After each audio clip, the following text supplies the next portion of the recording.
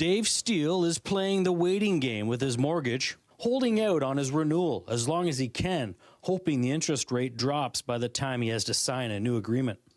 But if I can wait as long as possible to execute that plan, if that's going to help me, because if the rates continue to go down, I want the best rate I can.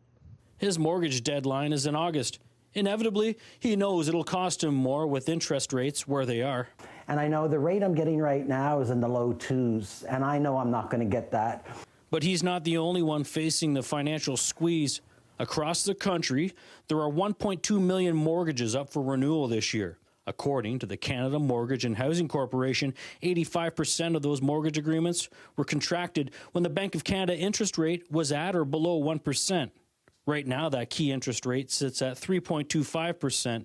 It did sit at 5% this time last year. Steele, usually a 5-year fixed rate guy, is now considering a shorter term. Now I'm willing to try things a little different. Like many Canadians, he's betting on a shorter term mortgage with the hopes the interest rate will eventually find its way back down, closer to that 1% mark. Everybody's situation is a little bit different. I can tell you a variable rate mortgage is certainly more popular than it was a couple of months ago. I would say one of the most popular mortgage products that we're doing right now is a 3-year fixed.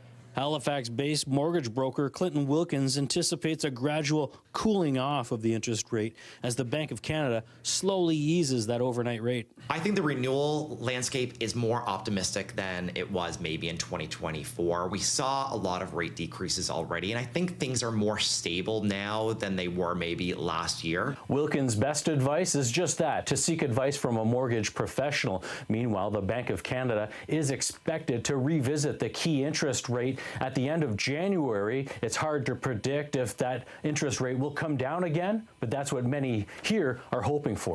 Todd. No doubt. Jesse in the Halifax studio this evening.